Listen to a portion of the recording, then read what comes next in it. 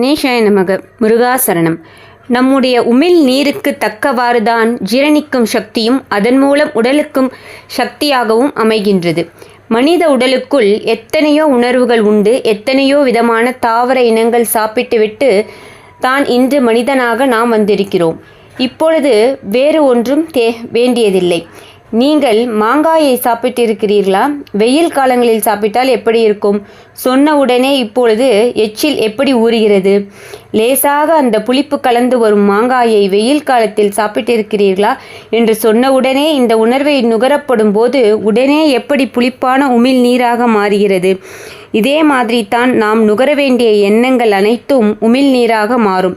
உணவாக உட்கொள்ளும் போது நீங்கள் சங்கடமாகவோ வெறுப்பாகவோ இருந்து பாருங்கள், சரியாக ஜீரண சக்தி ஆகாது, விஷத்தன்மைகள் ஆகும். அவன் அப்படி செய்தான் இப்படி செய்தான் என்று சோர்வாகி வேதனையுடன் சாப்பிட்டீர்கள் என்றால் உடலுக்குள் எதிரியான அணுக்கள் உருவாகி உங்களுக்குள் நோயை உருவாக்கும். இப்பொழுது சொல்வது உங்களுக்கு அர்த்தமாகின்றதா? நாம் சாப்பிடும் ஆகாரத்துடன் உமிழ்நீர்கள் அனைத்தும் சேருகின்றது. அப்போது இந்த உமிழ்நீர் எதுவோ அதற்கு தகுந்த மாதிரி அந்த ஆகாரத்தை மாற்றுகின்றது. இது ஒரு திரவத்தை போன்று கலக்கின்றது. நீங்கள் கடினமான நிலைகள் கொண்டு சலிப்புடன் இருந்து பாருங்கள், உங்கள் உணவை ஆகாரத்தை சரியாக ஜீரணிக்காது. குருநாதர் இப்படியெல்லாம் உணர்வுகள் நுகரப்படும் போது உமிழ்நீருக்குள் எனக்குள் எப்படி சுரிக்கிறது என்று அனுபவபூர்வமாக காட்டினார். அதில் மகரிஷிகளின் அருள் உணர்வை நீ எண்ணி அந்த உணர்வின் தன்மையை உமிழ்நீராக கூட்டு என்று உணர்த்தினார்.